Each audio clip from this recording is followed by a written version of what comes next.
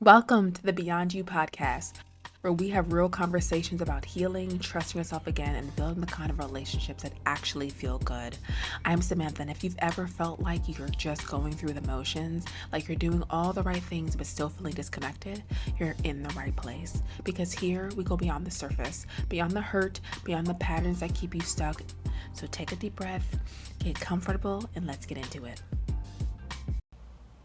Welcome to the episode, and I just enjoy being able to talk with you guys every week because let's be real, missing someone who wasn't good for you can feel like the dumbest thing in the world until it's you, right? I think we judge people a lot of times when they're in those relationships. And understand, I get it, because you know what they did, you know their relationship was toxic, you know you deserve better, and yet a lot of times your chest still aches when you hear that song. Right? Your brain keeps replaying those good moments like some kind of emotional torture device, and then you get mad at yourself for even having those moments, and you start asking yourself, what's wrong with me? Why do I miss them? Didn't I learn anything? And listen, if you're sitting there feeling called out right now, just know you're in the safest space. I'm Samantha Saunders, a licensed professional counselor, and this is Beyond You podcast. And today we're having this conversation about why your heart sometimes just misses what your mind knows what's wrong for you, and why this is actually more normal than you think, so you don't feel like something's wrong when it comes to missing someone that was like that, but also know that we can be able to understand it so you don't feel like something you have to keep going back to the same loop, right?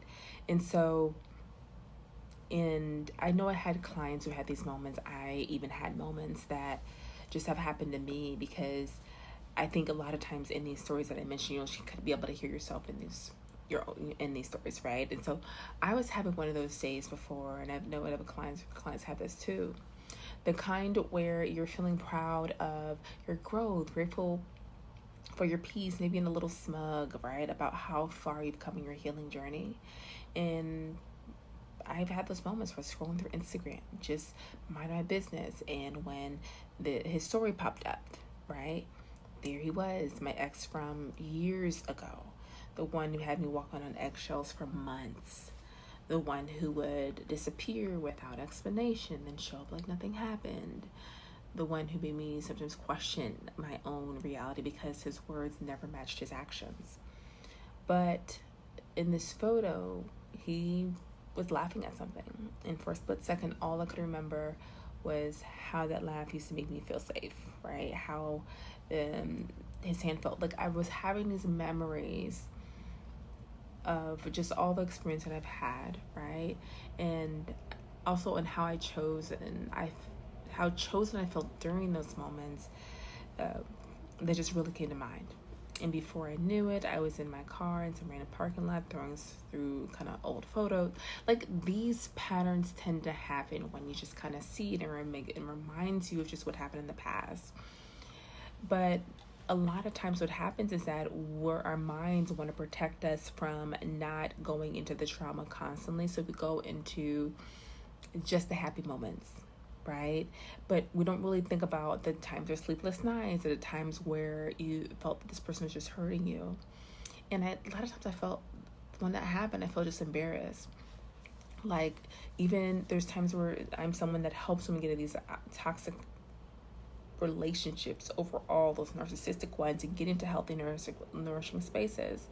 And I've done the group therapy and the growth setting and boundary, and I help people do the same to get out of this. And but understand that when you were in a relationship that felt like a roller coaster, this happens. There's nothing wrong with you because this happens. This didn't mean that I wanted him back. It didn't mean I was foolish or weak or moving backwards. It just meant I was human, and it meant I had loved with my whole heart, right? And I want to see the benefit of that when it comes to that. And even when that heart was being mishandled. And honestly, there's some kind of beautiful about that. The fact that I was able to show up and show in love, and if the person chose to mishandle it, that is on them. But I want to be able to break it down on why you're not crazy, because let's talk about why this happened, okay? Because understanding the why is the first step to not feeling like you're losing your mind. When we miss someone who's toxic, you're often not actually missing them. We're missing something else entirely. And our brains, which I'm grateful for, are really good at playing tricks on us to protect us from pain. Okay, and this is why we just kind of think about it. We miss the feeling, not the person. You're not missing the person who left you unread for 3 days. You're missing the feeling of being chosen when they finally did respond. And you're not missing the person who criticized everything you did. You're missing the feeling of being needed, even if that need was based on you losing yourself. So I know people would think about it's a person, but it's a feeling that they gave. It's that roller coaster, going on that high, right? We miss the potential, not the reality of the person. Your heart fell in love with who they could become, not who they actually were. So when you miss them, you're grieving the relationship that lived in your imagination more than the one that existed in real life. And this was really hard to accept when I was just taking heed and learning this. It's because in those moments you feel like you really did miss that person. I mean, sometimes we miss a version of ourselves with them. Maybe it was adventurous. Maybe you were trying to impress them. Maybe you felt more alive because you were constantly on edge. You might not be missing them. You might be missing those parts of yourself. So here's something that might blow your mind with all this, though. Our brains are literally designed to remember good experiences more vividly than bad ones over time. It's called like that rosy retrospection, okay? And it's why that ex had you crying every other week suddenly seems like the one that got away months later. Your mind starts editing the relationship like a movie trailer. All the best scenes, none of the painful parts. You remember how they looked at you when they said they loved you, but you forget how empty those words felt when their actions told a different story.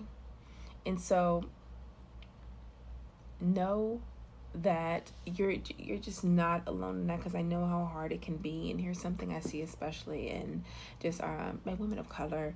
Many of us grew up in environments where love came with conditions, right? Where you had to earn affection, or emotional availability was rare. So toxic relationships can actually feel like what love is supposed to feel like. The struggle, the uncertainty, the constant effort to be worthy, that can feel more real than just someone who just loves you without all the drama.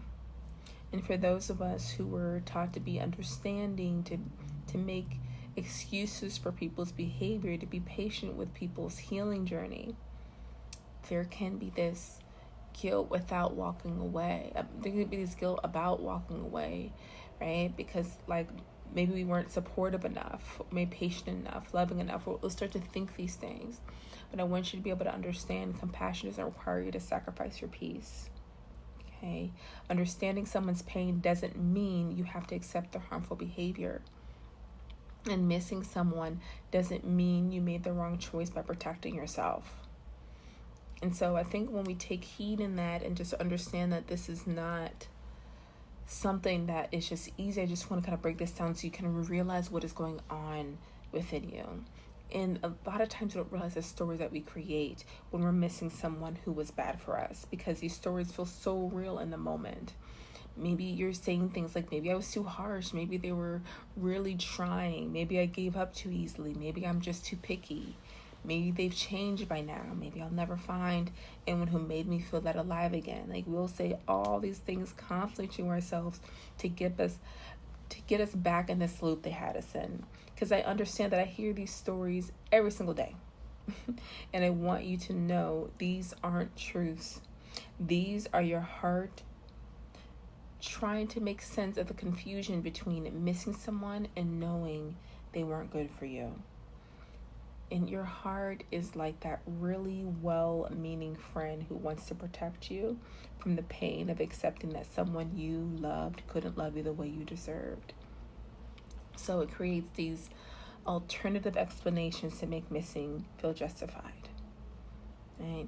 But here's what I've learned. When someone shows you who they are, believe them the first time, like Maya Angelou says, not the 10th time, not after you've given them every opportunity to change, not after you've made every excuse for their behavior. You have to believe them. That person you're missing, they had every opportunity to choose you, to show up for you, to treat you with the love and respect you deserved. And they chose not to. Not because you weren't worth it, right? So much you want to take, not because you weren't worth it, because they weren't capable of giving what real love requires. And I had a client tell me, but what if they really have changed? What if I walked away right before their breakthrough, right? We say these things to try to make sense of it all. And I said, listen, your job isn't to wait around for someone's potential to become reality. That is not your job. Your job is to love people as they are, not as who they might become. And if who they are consistently hurts you, then loving them means loving them from a safe distance. The story your heart is telling you about, the what if, is designed to keep you stuck in hope instead of moving forward in reality. Hope for someone else's transformation isn't a relationship strategy. Hope is not a relationship strategy. It's a form of self-abandonment when you're doing the same thing over and over and nothing has changed.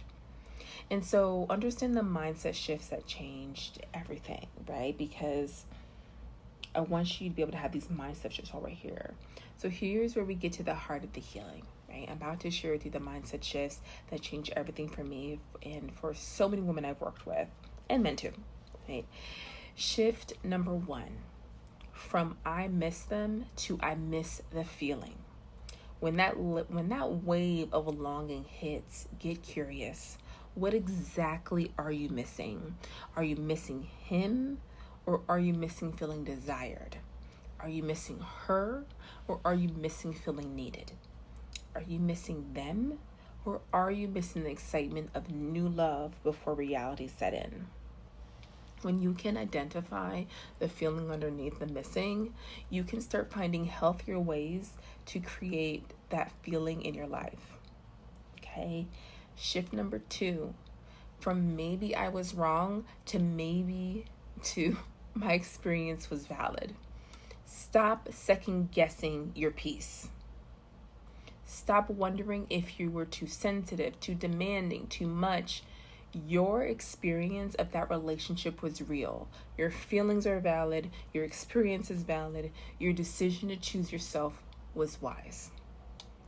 Okay? Shift number 3, from what if they've changed to look how much I've changed. Instead of wondering if they're different now, celebrate how different you are. You're stronger, you have better boundaries, you know more clearly that you will and what you won't accept. That growth is worth protecting. If you have someone that needs to hear this, please make sure to share and follow. Shift number 4, I'll never find this again, or 2, I'll never accept this again. The intensity felt in that toxic relationship, you're right. You probably won't find that exact thing again. And that's beautiful, because that intensity was often your nervous system in crisis mode, not your heart in love mode. Shift number 5, from I'm not healed if I still miss them to missing them shows my capacity for love. And this was the one that really got me, right? Because healing doesn't mean you stop having feelings about people who were important to you. It means you can feel those feelings without being controlled by them. And understand the shift that kind of changed everything was, instead of asking, why do I miss them? Start asking, what is this missing trying to teach me about what I need?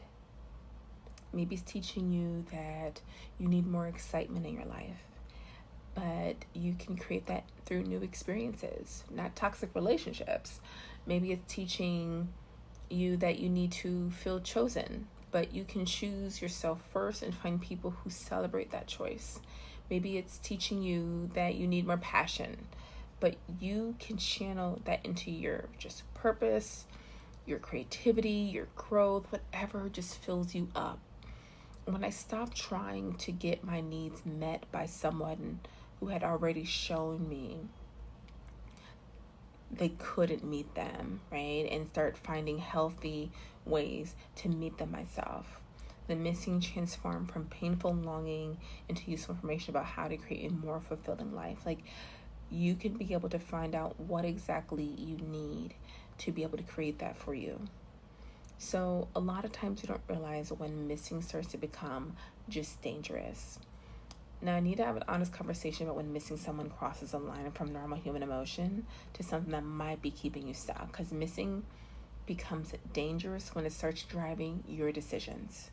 When you find yourself checking their social media every day, driving by places you might see them, or making life choices based on the possibility of running into them, missing becomes dangerous when it's preventing you from moving forward. When you're turning down dates because no one compares to them, when you're not investing in new friendships because you're still emotionally tied to someone who's not in your life anymore. Missing becomes dangerous when it's making you question your own reality. When you start thinking, maybe it wasn't that bad, when you know it was. When you start minimizing their harmful behavior or romanticizing their good qualities. And missing becomes dangerous when it's pulling you back into toxic patterns, when you're willing to accept breadcrumbs of attention from them, when you're considering reaching out just to see how they're doing. Please don't do that. I want to be clear. Feeling the missing isn't dangerous. Missing someone who was bad for you is a normal part of healing. But when missing turns into obsessing, when longing turns into pursuing, when nostalgia starts controlling your choices, that's when we need to get honest about what's happening. If you're in that space right now, please know that it's okay to ask for help, whether that's calling a friend who can remind you of your worth, talking to a therapist, or just acknowledging that you need support to get through this wave. And that is okay. Plenty of times I use support of my friends. Your feelings are valid, and you also deserve to feel peace. You deserve to miss someone without it taking over your life. And so now we're just going to get to that practical tools for the missing moments, because I know that it gets real and it can feel overwhelming during that time. So let's get practical, because I know some of you are in those missing moments right now and you need something concrete to help you get through the reality check practice. When the missing hits, name the truth out loud. Say, I miss them, but I also remember why I left. Don't try to talk yourself out of the feeling, but don't let the feeling exist without context either. And I like to tell individuals, like, when you miss them, and then what? Like, keep writing on what you actually miss, right? The to list exercise is another one. Grab a piece of paper, draw a line down the middle on one side, write what you miss about them. On the other side, write about what you definitely don't miss. And be specific. Be honest. Let that second list remind you why your peace was worth protecting. A lot of times when I would have breakups beforehand, I would write down just like the pros and cons list, so I just don't forget, because I know how the mind works, and I want you to do this too, right?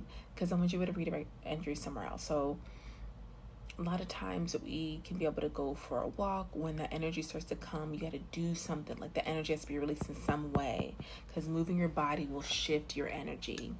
And then we have the future self check-in. When you're tempted to reach out, imagine yourself 6 months from now. What would that version of you want you to do right now? Would she want you to reopen a door you worked so hard to close?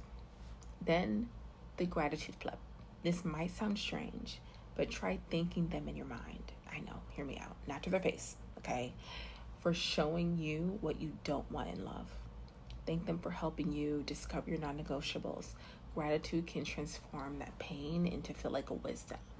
Like, I'm thankful that I'm with someone that is mean and just would wake up, you never knew exactly what to expect. But understand, give yourself permission to mix them. for exactly 5 minutes. Sometimes it's setting a timer. Feel all the feelings. Remember the good times. Let your heart have its moment. Then when the timer goes off, do something that reminds you of who you are now, not who you were with them. So, personal reflection, right? When things started to change, I want to share just a vulnerability moment. I realized I'd stopped missing someone who had been taking up space in my heart for way too long. And it was a while ago after we ended things, and I was at this coffee shop where we used to meet sometimes. And I ordered my usual and sat down, and I realized I hadn't thought about him in weeks, right? And this was a while ago. In weeks, not in that forced, I'm not going to think about him way, but in that genuine, my mind has been occupied with my actual life kind of way. And I sat there in our just kind of old spot, and instead of feeling that familiar pang of missing him, I felt grateful. Grateful for that table, grateful for the journey, grateful for how far I'd come. When I've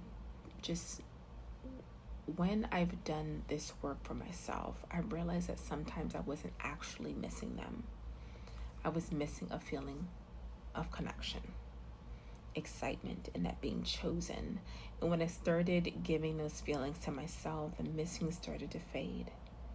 I had become more interesting to myself than he had ever been to me. I had filled my life with people who showed up consistently, with work that excited me, with the dreams that didn't require anyone else's permission. And that's when I understood that healing isn't about never having feelings about people who are important to you. Healing is about those feelings not having power over your choices. Healing is about missing someone and still choosing yourself. And here's what's beautiful. When you reach that place, you realize your capacity to love wasn't wasted on them. It was practiced for loving someone who can actually receive it properly. Okay? So understand that you're human, right? We're going to miss these people. So if you're in this space right now where you're missing someone who wasn't good for you, I want you to know nothing is wrong. Doesn't mean that you have to go back to them, right? Just because I miss donuts doesn't mean I have to go eat them, right? You're not foolish. You're not going backwards. You're grieving what you hope that person could be. And that's one of the most human things that you can do. So give yourself grace, right? For the missing, feel it without judgment, honor it without feeling like you have to act on it. Let it remind you of your capacity for love without letting it convince you to accept less than what you deserve. So remember, you can miss someone and still know they're not good, right? They're just not good for you. And you can honor the real feelings of loneliness without reopening a door you've worked hard to close. So understand that you're not missing them because you need them back in your life. You're missing them because you loved with your whole heart, and that's actually beautiful. The same heart that misses them is the same heart that knew you deserved better. Trust that heart. But before I go, remember this: you're building a life where love doesn't have to hurt to feel real, and where consistency doesn't feel boring, and chaos doesn't feel like passion, like where you can be chosen without having to perform for it. And if you need help reconnect with yourself during this process, know that I have that Miss Me journal that's filled with prompts to help you rebuild self-trust and find peace after toxic love and just get back to you. You'll find it in the show notes. Please make sure to follow, subscribe, right? Because it helps me like it so more people can be able to see it and just even get more out there. Like, I want to be able to help people have these authentic relationships after these toxic relationships, because I want to find just healthy love, you know? And so understand that I see you, I feel you, and I'll talk to you next week. If you have any questions, let me know in the comments, and I can't wait to see you there.